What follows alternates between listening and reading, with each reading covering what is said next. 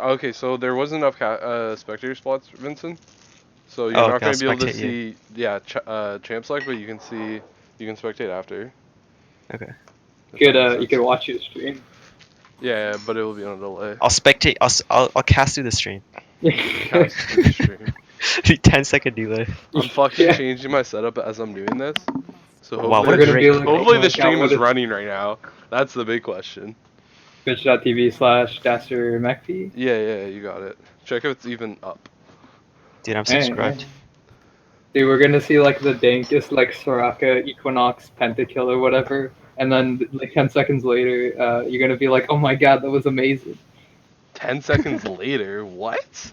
Oh, it's been Yeah, delayed, dude, like, I'm casting. Oh, as Vincent. Holy yeah, shit. not yet. Oh shit. Okay, Misfortune, Soraka, Twitch ban, Jan and Nivea. Other than like, Jan and Soraka are like good Ardent Sensor supports, right? So like Yeah. those might not be target ban, but Anivia, like Ivor and MF probably target ban, and Twitch. The issue with banning Twitch is like you're only banning one EDC, right? I don't think Twitch is like undisputed number one. So it's like, if you're banning Twitch, you're also leaving up the other ones. But Varus is picked, fuck. I mean, yeah, we don't really have too much info on like which one of these are target bans, but Twitch. Yeah. But there are still a lot of like lane picks that shut them down, right? Like especially Caitlyn? if it comes to like Caitlyn, yeah, even like Draven in unorganized games. yeah, I was thinking more like Draven. I don't know if anyone still plays Caitlyn, but Draven's People still can play pretty okay. Caitlyn. Caitlyn's pretty strong, right? She works well with Ardent Sensor supports too, right? Just she has such a massive power hole. Like she has the same problems that she used to have in terms of the fact that you have lane bully and then crappy mid game and then really good late game. But now it's just accentuated to where it's really, really crappy in mid game, and you essentially have to wait till you have like 2 or 3 items. Yeah, but Ardent Sensor helps you start doing more DPS early. It helps patch up the weaknesses, but then if you're playing Ardent Sensor and you're trying to be like a big carry, or like something like that, well, you do similar stuff. Like Caitlyn's not bad; she's still pretty good, but a lot of other Ardent Sensor AD carries are good into her, right? And Jin's been really popular lately. Jin, I think, is an okay pick into Caitlyn, but catch up. There's a couple of Jins that do like boot start on Jin, and then you, like every time Caitlyn tries to auto, you just like auto her and walk away. Yeah. Keep talking, Michael. Okay. Well, what's it called? Ivern is almost definitely a target ban, right? Because even though Ivern's technically an Ardent Sensor user, he's not super popular right now. They did buff his shield by like 10 damage and like AP. But ever since his nerf, he hasn't been too popular. He just doesn't bring anything other than just like pure utility, and you see a lot more, I don't know, utility top or mids now. I think it's a target ban from the previous games. Yeah, that's what we were assuming. Everything that's like not specifically meta are gonna be target bans. Nah, dude, Rammus is freaking busted. Obviously, top tier, highest meta priority right now. You know, Ardent Sensor Rammus is just running kids down with the attack speed buffs. Gotta ban it out, you know. Oh yeah. If you want the Twitch channel, it's right here. Oh, I'm streaming too. Oh, okay, cool. Do you want to send me the link to your stream and then I can put it in the server if you want? Yeah. That might actually be better. So that's looking like mid Morgana into. Yeah, maybe. Yeah, it could be a mid or top Lulu. That hasn't been meta in a while since the changes, but definitely. Like, yeah. Hmm? The thing is, like, they really need to grab another damage source if there, because both of these teams. That side's got a really 2 carry comp. They're gonna have like Jin, Gangplank, and then everyone else is just keeping them alive. The only damage dealers on blue side are pretty much like Varus, and that's it. And I guess now Jarvan, which is good. They're essentially putting all the weight of their team onto Varus to like actually do damage and keep them. Yeah, looks like that. That was actually how they won last game. They put everything on Varus. If he's like their star player, then that's pretty reasonable. Draven can peel, he can still do some damage. Although You have last game Nunu- they had a Jang and a Rammus as well who could peel off for the Varus. So they had a lot of peel. Rakan into Morgana. 'Cause that's not. That doesn't sound like a good. That's questionable. That doesn't sound like a good time. Yeah. Yeah, usually Morgana is used as a counterpick to Rakan to stop the initiations, or at least save your member from initiation, at least one. It's Do you want to give me the stream link? Yeah, Yeah. I think I tossed it to you. Give you? I posted in the Discord or Oh, okay. the Carleton. Oh, that one, cool. Thanks.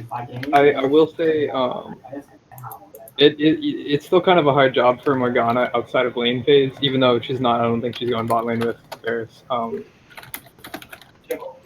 Like accurately black shield when Rakan goes through the engage, because the amount of reaction time you have to like an R flash W combo on Rakan is really slim. Black shield, so you need to drop it, play around it being up, and then back out when it's on cooldown, rather than like a Rakan goes in and then you black shield. Because you don't always have the time to react to it quite properly. Yeah, I know what you mean. The thing is like, yeah, the follow up from the Rakan is insane, right? You have Galio ult to follow it up, and then Sejuani as well, and then if you're trying to pick off a single target, Jin W isn't that bad either. Yeah, they have a lot of like pick with that kind of stuff. Yeah. Do you think it might be good to like Rakan engages and then you just black shield afterwards to stop like everything else? Like, is the 1 second charm okay to take? I don't know.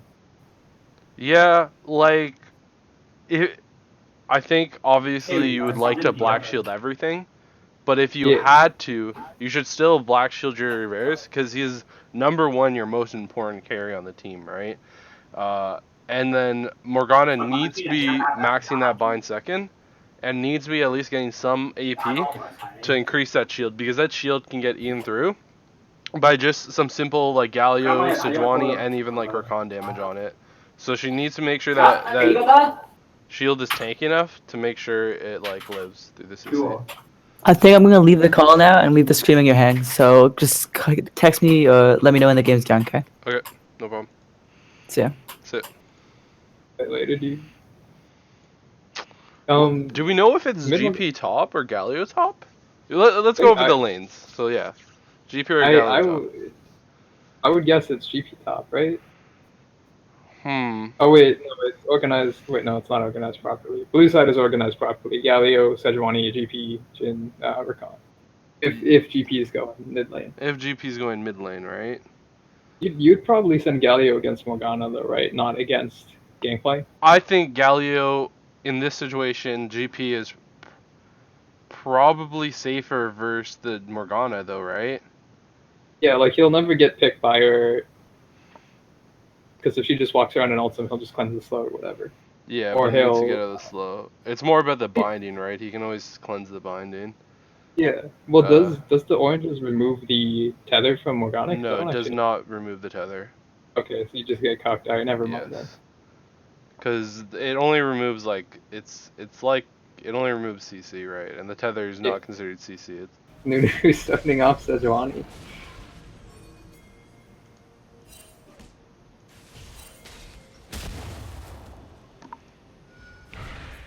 okay. We should have the graphical issue fixed just in time for First Blood coming out. First blood coming in for the Nunu. Yeah, Nunu invaded. Yep. Did he get the red buff? He did not get the red buff or anything else. I guess Sejuani, I think Sejuani might have started red, so that was her like Yeah, second rotation. It was more of a collapse because he saw him low by the scuttle crab. I don't think he was invading at the time, was he? I think he just Oh, found him near the it was scuttle just a crab. chase. Collapsed on him. Yeah. That was a good chase. So was First a Blood pretty coming in for the Nunu. Not the best person to have it. You rather probably have it on one of the solo laners, just for the fact that they can snowball a little bit harder, and Nunu's more of a supportive style jungle, and getting like more HP or more defensive stats on him early is not as important with Like getting a Cinderhook is a pretty big buy for Nunu just because of the way, you know, you have a lot of base HP, scaling's pretty good and that kind of stuff. But like getting an early team out on Jarvan or early binding on Morgana. it just add pressure to the solo lanes, right? We got a lot of action going on. Scrap happening in bot lane, flash down from Jin and Rakan from the Nunu gank. Mid lane, not quite as effective. Sejuani just kind of wanders in, gets some pressure in, but no kill. It's fine. He gets some counter jungling done though, because he knows Nunu's on the bot side. So. Even though Nunu is ganking, Red side was winning that fight and forces both of Varus' summoners and Lulu exhaust. So even though Nunu with the gank, they trade summoners, with the exhaust only up for Rakan and the flash only up for Lulu. Yeah, it is a bit more of a dangerous lane for blue side, just because of the fact that Sejuani will probably be able to come down and punish a lot easier than Nunu will be. Yeah, Rakan having that very good follow-up or initiation CC, and Jin not having bad CC himself, right? Compared to Varus pre-level 6, and Lulu really only just having to slow. It's a lot harder to gank that lane. I mean, like, Lulu can whimsy Nunu and, like, have him run in and snowball, but it's a bit more of a tough build than, like, Rakan just Wing in, Jin getting the root, Sejuani charges in. They have a lot more hard CC, right? Yeah. Oh. Okay, it was a good try. A little aggressive, though. Trying ambitious. To interrupt the EQ. Yeah. Galio does use his flash for that, and Jarvan already having his flash down from the invader chase earlier. See, the thing about this lane, top lane though, is Galio just needs to farm it up, right? Jarvan's no means is a bad mid game champion, but he's more of just an initiator and like CC'er, and does damage to squishies, but Galio definitely outscales him when you get into the mid to late game, especially with all of Galio's CC and ultimate. It's much more preferable if Galio wins this lane, but like. Well, obviously, to win a lane is more preferable, but I'm saying that Galio doesn't need to be using his flash aggressively like that to try to get a kill, if you don't think it's guaranteed, right? I think the idea was good. Like, even if it's not guaranteed, if you're trying to push your leads rather than just play passive and try to, like, instead of trying to not lose, you're actively trying to. Well, what do you mean push your leads? He's behind. Yeah. Well, He was doing okay in trades, and he thought he could pick up a kill. It's just the mechanics were a little bit off. Like, he tried to interrupt the Jarvan EQ with his flash. Yeah. And then he went for the taunt afterwards. Like, he caught him between the flag and the Q, but he didn't actually cast the Q yet. So after the CC off, he just Q'd out. But with Jarvan having more than half HP, Sejuani and Galio damage is quite lacking in the game, right? It's in a very ambitious gank, right? Indeed. Yeah. Oh, Morgana coming for the invade. Is Nunu just gonna consume this? Get out? Hopefully they can get out safely. Gain CC'd a bit. Plants over nicely. Fight having top lane. Galio's losing this fight quite severely. Jarvan still has ult. And that will be a solo kill top lane. It's unfortunate that Galio did not have flash that engage to get out. But nonetheless, Jarvan definitely does a lot of damage early. Galio's just misplaying, going for trades. He really just needs to be farming with his Q from long range. Like, Jarvan's one of the better lanes into Galio. Oh, okay, well, real quick, fight happening. And they're able to pick up one kill on the back end. Nunu does go down, but they're able to chase. Barrel lands onto Varus. Red side really should just bail out at this point. They got Dragon and the kill. The fact that Nunu went down, they get Dragon, they get a kill, they get out with most of their members intact, they get to reset and buy a little bit, so they're doing okay. They do trade kills. With Varus getting the kill on one side and GP getting on the other, it's about an even trade. You see GP scale super well into the late game, but Varus being the solo carry on blue side, getting kills on him is vital for blue side success this game. With it, because if he gets behind this game at all, even though he has so much supporting cast, he's going to lack a lot of damage to be able to burn through Sejuani and Galio as two huge tanks. I don't know if you noticed, but Varus is definitely embracing the whole full carry build. He's got Rage Blade components right now. Yes, I feel like he played that the onslaught mode, you know? I think yeah, He's efficient like, damage it. You just hit the targets, the big beefy tanks, and that's pretty much Exactly. the entire enemy team right now. he's like, yo, this build is actually a lot of damage. I should try it out on Varus. If I see a Wit's End next, we're revoking his normal status. He doesn't get to play games anymore that aren't on slot. No, he needs to go Blade the Rune King, right? That's second item. Is it Blade of the Rune King? There were a couple different builds. There was like the heavy lethality build, which was Okay. like Yomu's frickin' like Lord Dominic's, even though that's not lethality. It was like Yomu's, not Duskblade, actually. What I That's saw like- was Gwinsu's into Blade into Wit's End, so Wit's End third. Yeah, Blade was always really good because a lot of the monsters have a lot of health and not too much else. And they kind of just and it gave lifesteal. Oh, again coming It in was for real Sejuani. top fight happening as we discussed on slot. Frickin' What? Jarvan's doing really good in this lane. Sejuani ganks. is. He gets 2 ultimates for his flash, which is completely fine because Sejuani ganking without her ultimate makes her quite lackluster. Yeah. So it means that Sejuani is going to have a lot less pressure on the map for the next 2 or so minutes. It still might be a little bit difficult for Jarvan though, just because of the fact that he might get return ganked as blue side actually moves up to go gank him now. Looks like Jarvan's going to be able to get a kill here, or Morgana's just going to finish it off. I was Good counter. I was gonna say it's gonna be difficult for Jarvan to roam because like if you walk mid and you don't have flash up and then you whip the EQ, you pretty much just stop. Yeah. You can maybe catch someone, but I guess what's the you point could of roaming when people just come to your lane though? just bring the fight to you. Easy game, dude. Exactly. 3000 IQ right now, dude.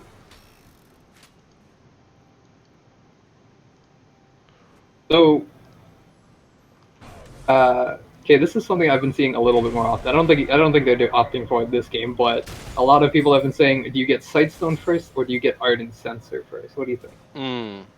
Okay, so first I'll first say that I haven't been playing the game that much, and Yes, you're an established Blitzcrank main, so you're not exactly much of an Ardent Sensor buyer. But, yes, exactly. But I feel like with an Ardent Sense and ADC, like Varus is somewhat an Ardent Sensor ADC, right? Very attack heavy focus. Getting an Ardent Sensor early is really nice for team fights, right? It gives you a lot of extra damage and sustain. But the big issue obviously is Sightstone is just such a good buy. It's 800 gold for 3 wards out on the map. And I feel like I think that's just so valuable. I know you get the Ardent Sensor rush, but if you can play around, if your team can play around you not having Ardent Sensor 800 gold earlier, like if you get Sightstone first, I think Sightstone might be worth it earlier.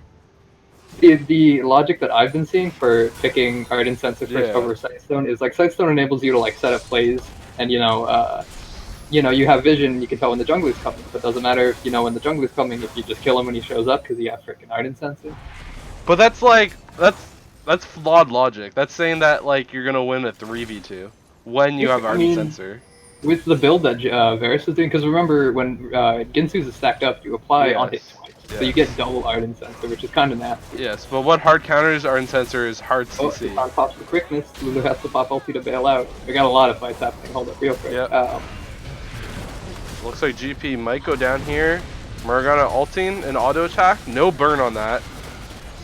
It looks like they're just gonna walk out. Galio still trying to trade with Jarvan top lane. I definitely don't recommend this. Being 0-3 down, what you're trying to do is if you want to just stay as healthy as possible, right?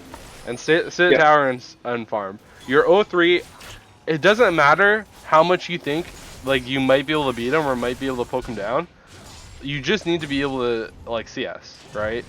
It's not fair for your team if you get even more behind because you're not willing to just wait for your team to help you, or not even wait for your team to help you. Just like stop doing poorly.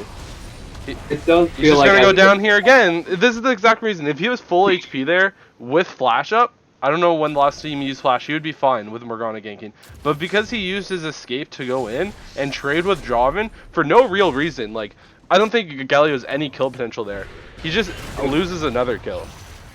I mean, poor despite play. the fact that he was, 0-3 and down, he was actually catching up pretty well in farm. But he is, And that's exactly what you want to do. If you're catching up in farm, that's beautiful, right? But you Yeah. don't need to be trading Yeah, aggressively. you don't like need that. to trade aggressively into the Jarvan when it feels like you're catching up in a lead you already shouldn't be catching up back on, right? Exactly. Like you're down 0-3 and you're catching up on farm, what more could you want? But he is playing very aggressively.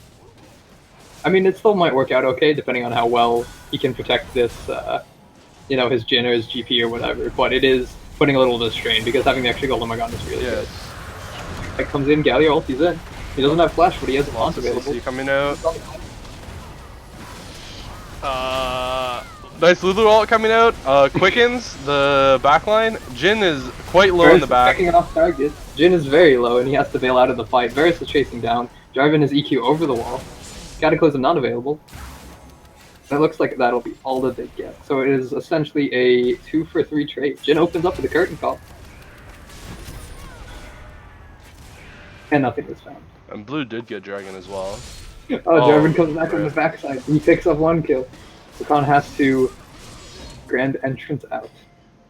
That felt a little bit greedy. I don't know about you, but that curtain call was like, he just wasn't even looking at it. It was like he totally forgot Jarvan was there, and he's like, I'm just gonna open up. Yeah, a lot of the times when you have your ult up after a fight, especially if it's not an ult that's easy to use in a team fight, like Jhin ult or Caitlyn ult, you want to use it after the fight, because it feels like you didn't get to use it, right? You should have been able to. But at that point, you should just back off. Your team already lost 3 kills. And if you do get a pick, that's great. But, like, it's not worth the risk, especially when you don't have vision, or if you're not paying attention to the map like that. This is another one of those cases where it's like the idea is good, but the execution's kind of 50-50, where it's like, okay, people are low, I got curtain call, I'm gonna mess these dudes up. And then it's like Jarvan's over the wall with flag and drag up, and it's like, okay, I guess I'm just dead. Yeah. Now, on not all 4 shots, but he blue does have quite a big lead here, right? 9-1 kills, Infernal Drake over Cloud Drake. First tower hasn't gone down yet. I expect that to be maybe top lane, maybe bot lane, depending how good this Ardent Sensor is on the Varus. It looks like Galio is gonna go down here again to the Jarvan. A little bit too far forward there, trying to get some CS and. The champion. That's just Galio's existence right now. Yeah, blue has complete control of the map right now. Yep. Red does get Rift Herald, but the issue with Rift Herald is usually just getting 1 tower is better than Rift Herald. If you get top tower, that's better than Rift Herald, because all Rift Herald does is do damage to towers, right? So they get Rift Herald and they trade a kill, and they're probably going to lose bottom and top tower off this. 2 kills coming in real quick for blue side. See, Lulu apparently opted for the Ardent Sensor first item, and it's like, why do you need to see the jungler? You can just kill everyone. And it looks pretty good there, right? They won when the Gwynsu's Raid Blade and Ardent Sensor, they handily won that fight. But they annihilated them. They annihilated that fight. Okay. But you also have to consider a couple things that, other than just the Ardent Sensor and the build, is their previous lead, and probably red team not respecting it, right? I think red team has been playing too aggressive this game with how far they've been behind. And maybe blue team is playing too aggressive here. Looks like Morgana is going to definitely go down. GP's finishing that off. Hopefully he can carry. Jarvan looks in trouble and misses EQ over the wall. But while this is all happening, bot lane gets 2 towers. And they're pushing. And they get a kill. Who needs a sight stone when you just kill everyone? When you just kill everyone, exactly, true. It feels like red side really overcommitted for that one. It was good to start off, blue side overextended, Morgana's in really deep, she gets picked off, but then they run down Jarvan instead of trying to go bot lane and defend the tier 2, and then they just lose it, and they lose another member. Jhin goes down again. He's 0-4-0 at the moment. So he's not having a fun time down there. He's getting cucked out the ass. So mid-game happening, we'll see Jarvan, huge lead, going to put in even more work. Varus, almost done his second item. Once he finishes that Blazing King, he's going to be even more of a monster than he already is. Ardent Sensor finish on Lulu, great. Morgana, down a little bit in CS, but she's made some good roams, top lane initially, and even bot lane, helping her team. And same with Nunu, right? They're postured to win this game, as long as they can protect Varus. And maybe even they don't need to protect Varus. Like, this Jarvan is just shredding everyone. I mean, who needs an 80 carry when everyone on the map is just a mile forward? Galio, no flash up. He has, I believe, no vision in the river. Still just trying to shove in tier 1 top and dives again to the Nunu gank, which is a little bit unfortunate. Just some symbols, snakes. A wave clear with the gangplank and a little bit on the Jhin. So blue side's just opting to go for Baron though. I mean, they have Ridgeblade Varus. They have a lot of damage. Red side looking to contest. Carleton call goes up. Sejuani's in. Morgana's in deep though, trying to get to multiple people. Red side peels off, and they don't actually opt to take the fight, despite the fact that Morgana's flashing in for a couple of carries. I don't know if they just weren't on the same page, or if they just, Morgana was just trying to buy time. Yeah.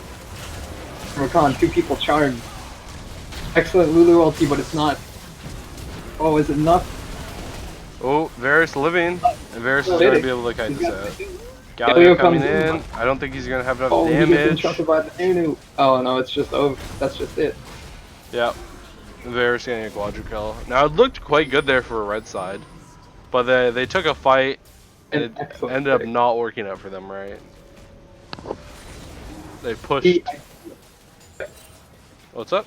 Like that was probably the best engage it feels like you're gonna get. You aside from maybe the fact that Morgana could have been alive, or not Morgana, the start, but like they got Rakan directly onto the carry. He got the charm. He got the knockup. They had everyone piling into Varus, and he just couldn't die. He literally just lived through everything that red side could throw at him. Yeah. And I don't know what else they could do aside from. Like, what more could they do in that fight to kill Varus? Because it feels like they did everything. So, without going back and watching it and detailing it, right, I feel like it was a pretty good engage, and I agree with you, right? Like, I don't know what else they could do during that fight. The issue is not that fight, it's the issue is how far behind they are, right? Even in a 4v5 scenario, when you're that far behind and the Varus is that big, it's something that you need to consider. Like, can you still win a 4v5?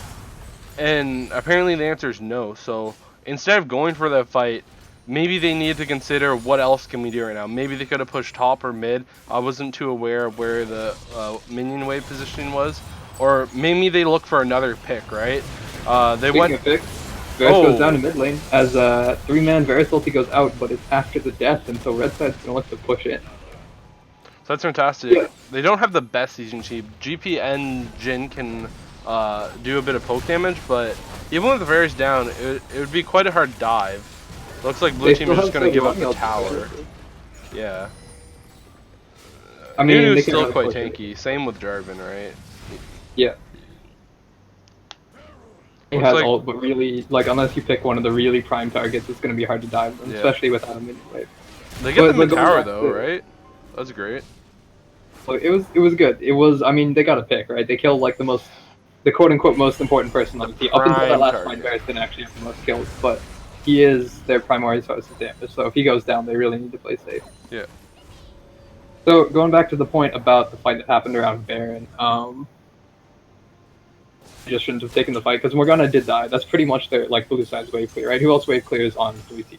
Yeah. Right? Like, they have Jarvan Spear, and maybe, like, Varus Q, and then that's it. Yeah, Varus Q's not half bad, but yeah. I don't know. I was up until that pick. I was gonna say, do you think has it gone to a point too far where just like the most important thing in a game when you're behind is don't play too aggressive, but still look for picks, right? If you play too, I know it's hard. It sounds like this, like, oh, just win the game advice, right? But it really is that. Like they're looking for, they miss their engage right here. They just need to back off.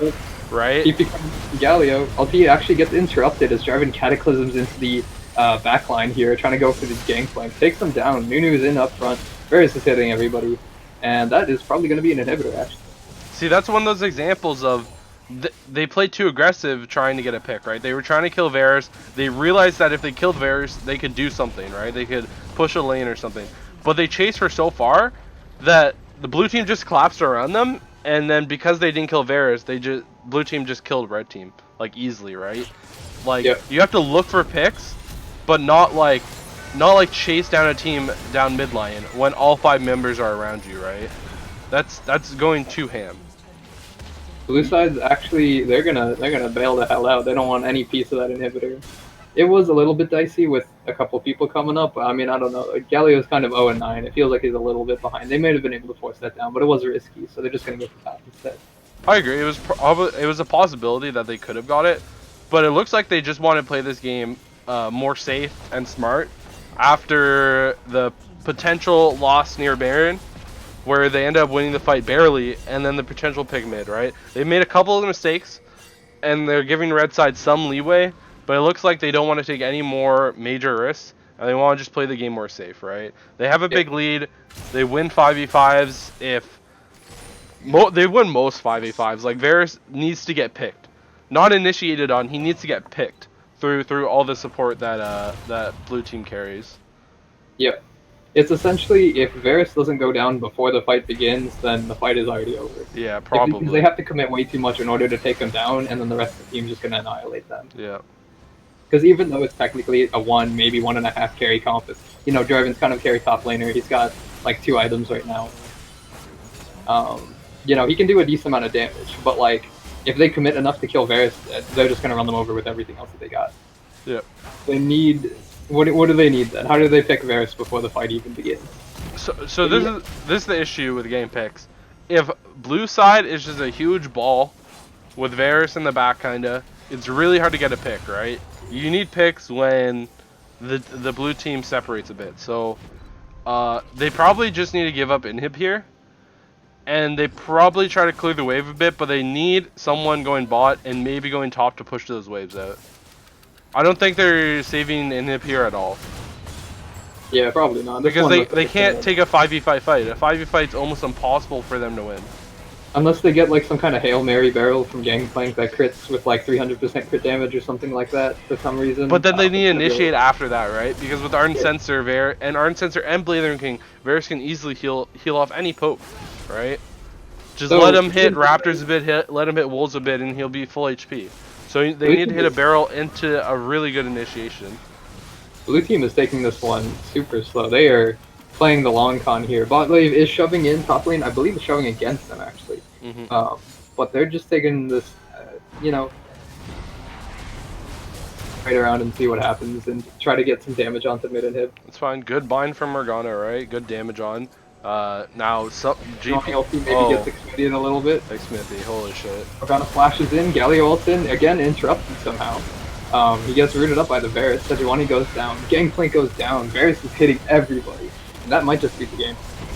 No, other than Sejuani missing ult there, and a little bit getting picked, it wasn't the best communication from red side there. Rakan was actually back in base, trying to heal up HP. When Sejuani went for that ultimate.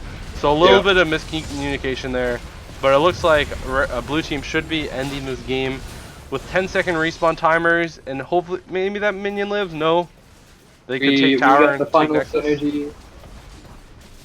Irvin has a big shield. He's got this covered. The good synergy on the Galio score 0-1-0-1. He did pretty well in a lot of situations, but he did have some unlucky damage. Didn't work out so well. Yeah. Blue team takes the victory in the best of one of this in-house. I think best of one. Maybe. Who knows? Maybe there's 2 more games. I don't freaking know, dude. We're looking at a blue screen right now because we're going to be loading the stats. Do you want to look at the stats and then assign the MVP of the game? You mean like the post-game stats, like damage dealt and whatever? Yeah, well, like, I don't know, whatever you want to look at, and then assign MVP. I think signing MVP. And, like, Do we do it? If we give someone an MVP and not an MVP, like, we're just fucking scrubs at League of Legends. It doesn't matter, but I always feel like it's nice to maybe post-game thoughts. I don't know. Looked like blue team was kind of enough to hand out an MVP award. You're not qualified enough? Hey, dude, what the heck? We're just scrubs at League of Legends. I know. I don't know. Like, I think... Yeah, we can do an MVP. Like, it's hard, right? So, like, you there's a case for mostly everyone on blue team, right, to get an MVP. Varus, most, like, damage dealer, not solo carry, but, like, a huge part of the team composition they have, at least. Lulu, Ardent Sensor support. I wasn't really paying attention too much bot lane to see how aggressive she was, or like how much she was leading the fight bot lane. Morgana, solid laning plays, made a bunch of roams. And definitely, I don't know the communication, but it looks like she had good communication with her jungle.